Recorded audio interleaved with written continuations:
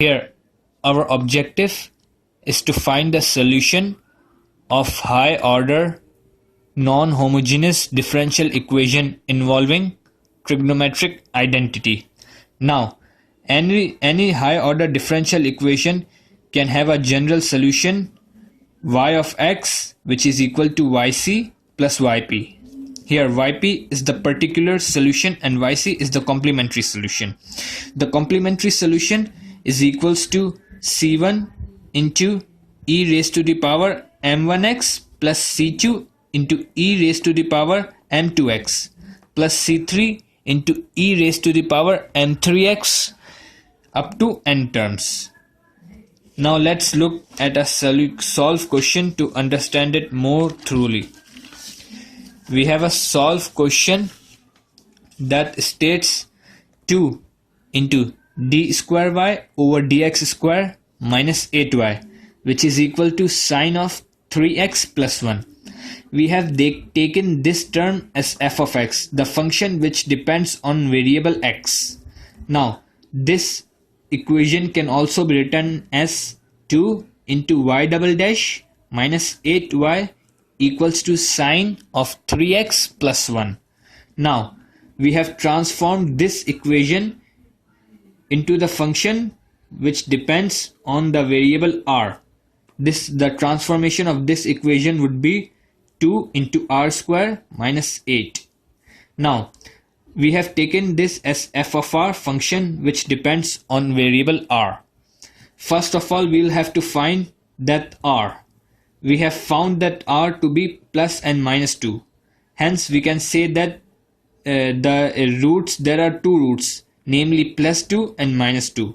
Here, as we have taught before, that yc can have the general form of solution of yc is c1 e to the power m1x plus c2 e to the power m2x, where m1 and m2 were roots. Here the roots are plus 2 and minus 2. So yc became c1 e to the power 2x plus c2 e to the power minus 2 of x. Now, we have found the solution of yc. Now our second objective is to find yp.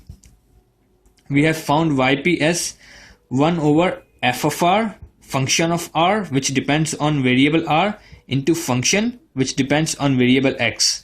We have f of r to be 2r square minus 8 and f of x to be sine of 3x plus 1. Now, for yp, we have put both terms here. It would become 1 over 2r square minus 8 into sine of 3x plus 1. Here, the general form of fx is sine of ax plus b. Here, a and b can be compared to this term. So, a and b can be found out as a is equal to 3 and b is equal to 1.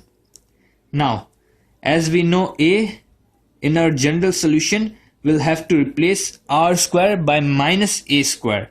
In this equation, we have r square, so we'll have to replace it. We have replaced it with minus a square. We have replaced it as 1 over 2r square minus 8 has become 1 over 2 into minus a square minus 8. Now, as we know a, which is 3. Therefore, yp will become 1 over 2 into minus 9. Minus a square would become minus 9 minus 8 into sine of 3x plus 1.